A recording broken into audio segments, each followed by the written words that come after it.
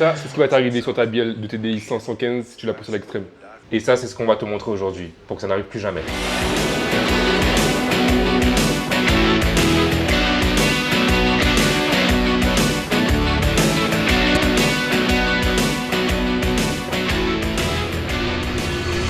Mais avant de te dire d'acheter, on va aborder ces 3 différents points dans cette vidéo. Premier point, c'est quoi exactement une bielle? À quoi elle sert et pourquoi celle d'origine te lâche? Comme celle-ci d'ailleurs.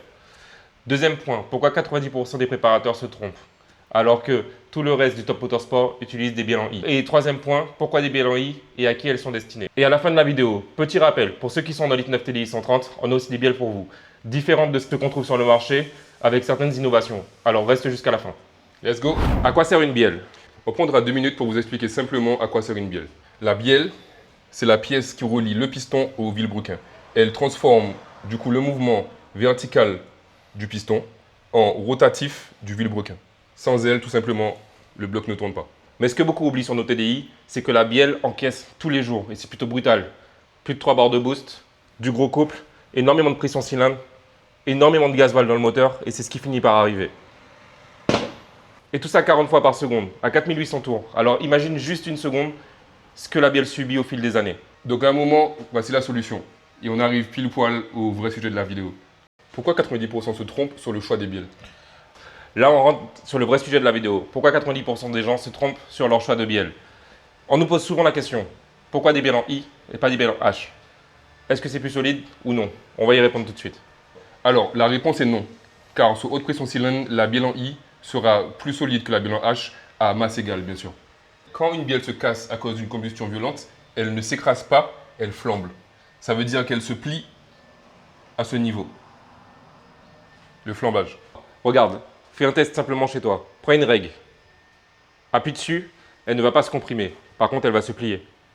Juste là. C'est exactement pareil pour une bielle d'origine.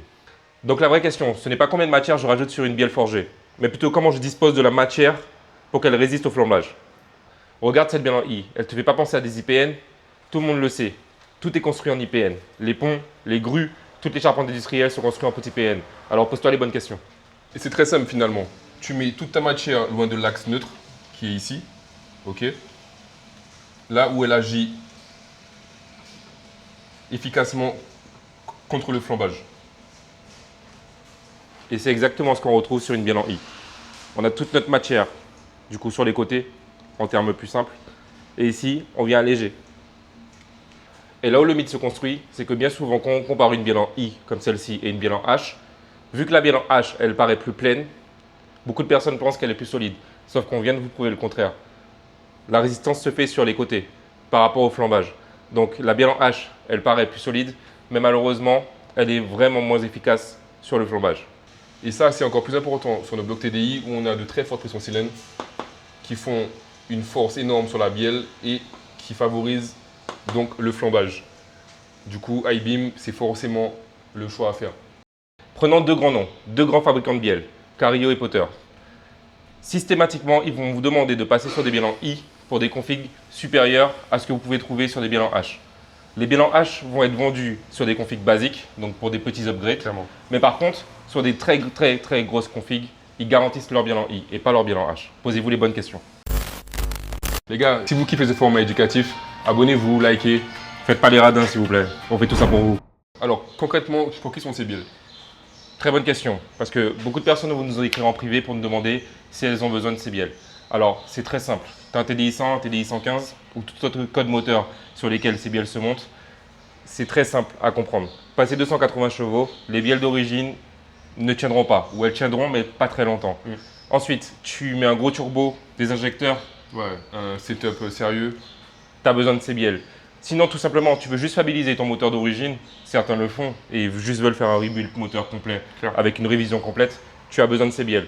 Ça ne sert à rien de remonter des bielles d'origine 200, qui ont déjà 200, 300 000 km, 400 000 km. Autant passer sur des bielles neuves qui vont vous coûter moins cher, et passer directement sur des bielles en I, qui vont tenir toute la vie. Et les gars, une bielle qui casse, c'est généralement un bloc à changer, et ça coûte très cher. N'oubliez surtout pas ça, vraiment, ça coûte très cher. Pas de petites économies. Et pour finir, on va revenir sur les bielles de TDI 130 que l'on vend depuis quelques mois. Certains n'ont pas compris qu'est-ce qu'une vis en 3/8. Comme vous le voyez, c'est énorme. C'est bien plus gros qu'une vis en 5/16e. Et nous sommes très peu de fabricants à vous proposer des bielles en I, profil 3/8e, qui passent dans le cylindre sans réalisage. C'est un bloc complètement d'origine. Et comme vous pouvez le voir, ça monte. Nos bielles ne nécessitent aucun réalisage pour monter dans votre bloc moteur, contrairement à certains fabricants. Les bielles forgées MFP en I pour TDI 100, 115 sont disponibles et également pour 130.